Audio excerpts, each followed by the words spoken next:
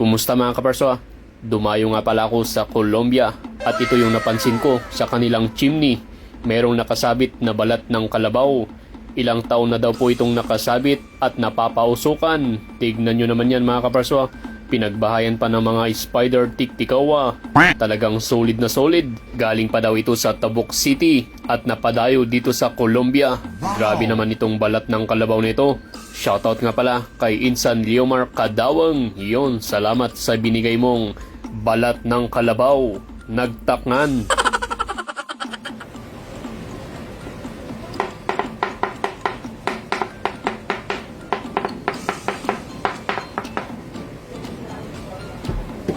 Grabe Nes, ulat lubong, carbon lodi ko naman. Unang first step pala natin dito ay linisin muna natin itong balat ng kalabaw bago natin ito ibabad. Bali ganyan lang po yung ating paglinis, konting kuskus lang bago natin ilagay dito sa ating pressure cooker na kulay silver. Laita ka man.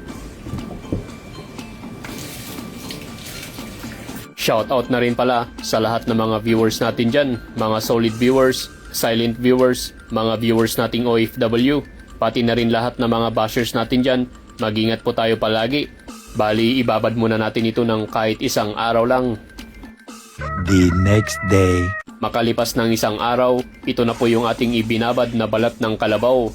Kasla nga isbuji danum na, parang ihi yung kanyang tubig na pinagbabaran ng ating balat ng kalabaw.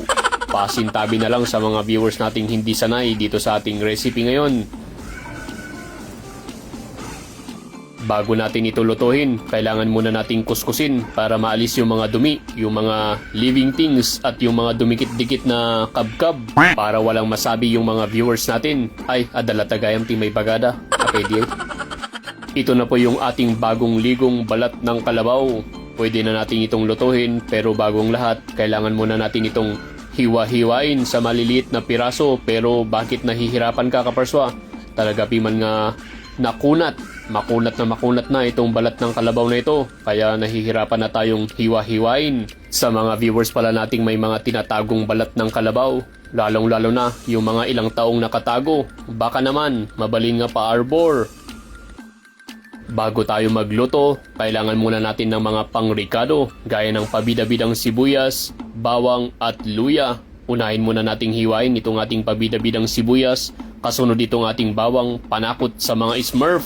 Iyan, sige, ipis itam kaparswa.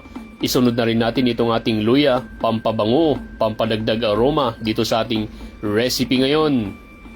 Bago na naman tayo magluto, kailangan natin ng water at ipisok na natin itong ating balat ng kalabaw. Pero hugasan muna pala natin, tapno walang masabi na naman yung mga viewers natin. Ay, adala tagayang tibagada. Bali, maglagay na tayo ng water. Ipisok na rin natin itong ating mga pabida-bidang sibuyas, bawang at luya. Tapos lagyan na natin ito ng pamintang buo. Iyan. Bali, 45 pirasong pamintang buo yung aking inilagay dyan mga kaparswa. Katamtaman lang para hindi masyado at katamtaman na rin yung tubig na inilagay natin. Iyan. Ipisok na natin dito sa ating stove. Pagkatapos nating ipisok, maglagay na tayo ng konting asin. Bali, 6,675 pirasong asin yung aking inilagay dyan mga kaparswa. Para okay sa alright. Hindi masyadong natamnay, hindi masyadong maalat. Tapos i-recap na natin. Bali, ito nga pala yung ating sekreto para mas lalong sumarap itong ating recipe ngayon. Iyan, meron tayong tengba na naman. All the way from US. Daita ka man.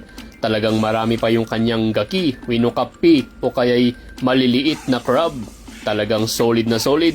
Ito talaga yung mas masarap mga kaparswa. Masarap na tengba, yung mas maraming gaki. Mas lalong sasarap itong ating lulutuhing balat ng kalabaw. Tapos mas lalong babango. Daita ka man. Bali, shoutout na rin pala kay Uncle Paulson Latongan.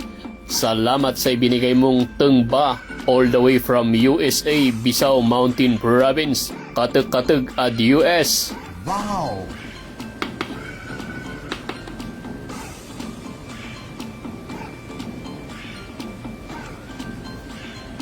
A few moments later. Sa wakas, nagkuy-kusik-kusik na itong ating pressure cooker. Iyan. Makalipas ng isang oras, kailangan muna nating buksan at hanguin yung balat ng kalabaw para ito'y ating hiwa-hiwain sa maliliit na piraso.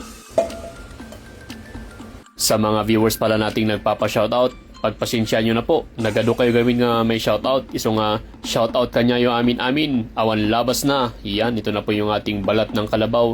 Umpisa na nating hiwain para makapanood pa tayo ng Eat Bulaga.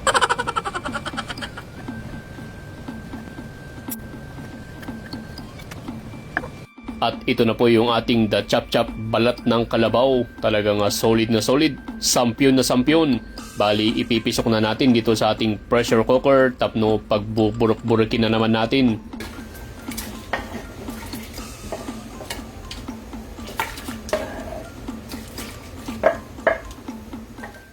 Lagyan na rin natin ito ng tungba. Iyan, ito na po yung ating perfect combination dito sa ating recipe ngayon. Sige, kiwar-kiwar mo pa kaparswa para maghalo-halo sila. Para perfect combination talaga. Bali, isang trivia muna tungkol dito sa ating tungba. Alam nyo ba mga kaparswa na ang tungba na ito ay bagay na bagay sa mga babaeng nagpapadede. Ito po ay nagpaparami ng gatas, pampatubog kano. Yan, kaya sa mga viewers nating nagpapadede dyan, gusto nyo ng tungba, umay kayo dito eh. Tirigat na lang kat baka no rinabi kayo magsabaw-sabaw titong bakit kwa. Agubobog, narigaton.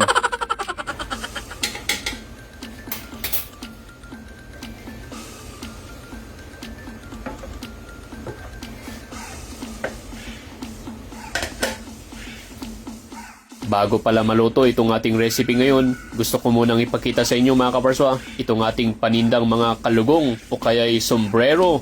Meron po tayong on hand dito ngayon dito sa LA. Kaya sa mga viewers nating taga LA, bili na po kayo ng kalugong o kaya'y sombrero. Yan, Cordy Boy Kaparswa for only 300 pesos. Bagay sa mga bata, dalaga, binata, matanda at ulyanin. Bagay sa lahat.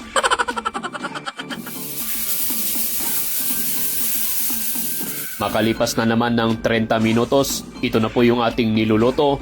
Titignan natin kung malambot na itong balat ng kalabaw. Yan, malambot na po ito mga kaparswa. Pwedeng-pwede na tayong kumain habang nanonood ng Eat Bulaga. At ito na po yung ating finished product. Purong sinabawang balat ng kalabaw. Ito po yung pinasukan ng ilang taon. Ayun, talagang solid na solid. Sampyon na sampyon. O kaya'y the legendaring balat ng kalabaw. Kain na po tayo mga kabarswa. Enjoy tayo manan nga mga tigastoy. Inyangay garod isotiada. Awan matigatang tayo ti sardinas.